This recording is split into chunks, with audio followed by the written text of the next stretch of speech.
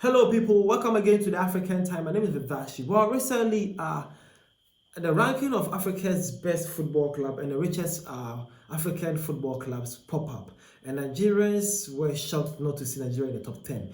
And I want you guys to see this first. This was shared by Puja, one of the Nigeria's biggest sports journalists and the media photography. He says no Nigerian club made the top 10 richest clubs in Africa. So now let's see the top 10 richest club in Africa for sure. So there he says number one is Sundowns. They are worth $39.67 million. Number two is LLE SC, $37.2 million. Number three is Paris, Orlando Paris, with $24.95 million. Number four is Pyramids FC with $23.07 million. Number five is Esperance with $22.03 million. Number six is Zamalek with 22. Number seven is Wayad AC with 21. Number 8 is AS FAR with $15 million. Number 9 is Raja Casablanca with $15 million.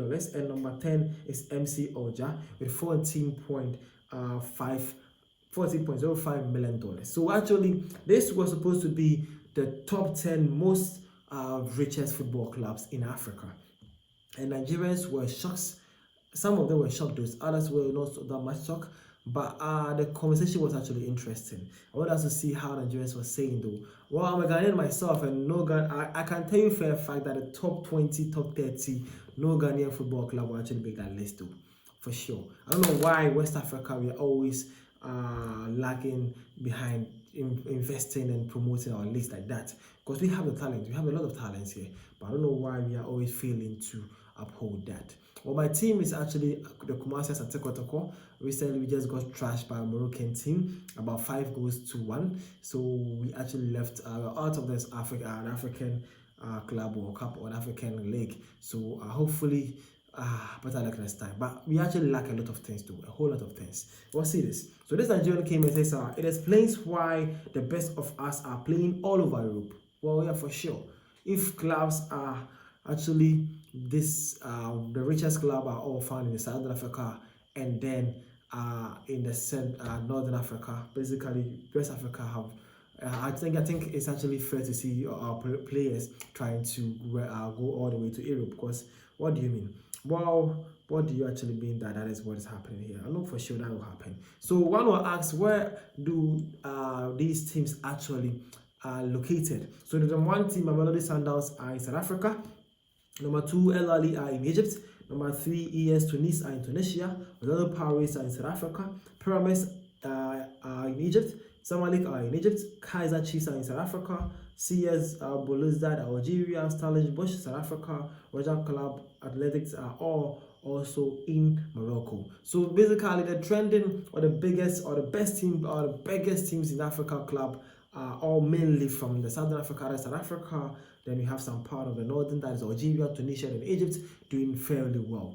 But what happened to the West Africans, the Eastern Africans, and the Central Africans? We guys need to do better also, right? Now, see, this one says a Nigerians club will not fit the top 50 self. And Nigeria is actually saying that you are saying Nigerian clubs, well, bro, we cannot even champion the top 50 self. We need to do better. Again, this is a South African though. He says, in SA, we love local football. One might even say that we support local clubs more than European clubs. That is why the league has grown so much. The national team also consists of 95% players from players who are playing locally. Nigerians love foreign things too much. They rather support Arsenal. Well, not only Nigerians, the West African thing. West African love to support most of the foreign nationals than their own leagues, and that is so bad for it. So again, Manchester, first of all you need to watch their football, you need to attend their games, you need to buy their merchandise, you need to discuss them, focus on them, etc.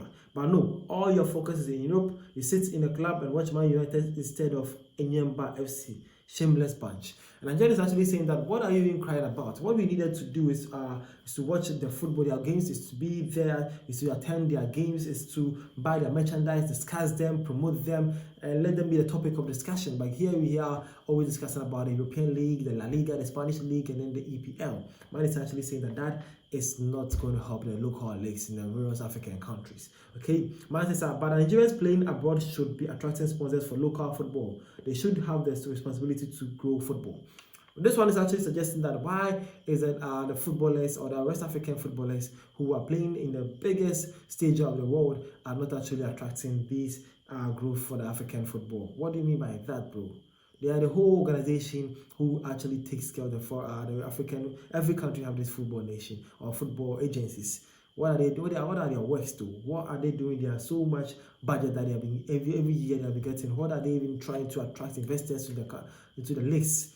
That should be their work, not the player who is actually out there surviving. I'm not sure. Most of the players who are even playing in foreign lands, most of them they didn't even play in the local leagues. So what do you even try to say, bro?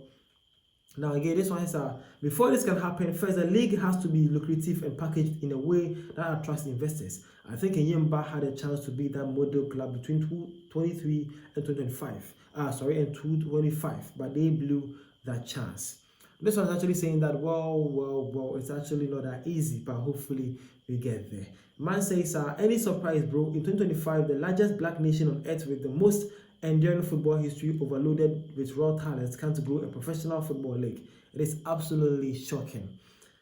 Wow, that's our Nigerians right there. Now, the group says that these figures appear to be based on squad market values, estimated by a site like Transfer Market through community input, moderated by expert. Factors include players' transfer, performance, age, and contrast. Values are in USD converted from euros and updated periodically. For example, Mamelodi Sundowns value reflects their strong rosters.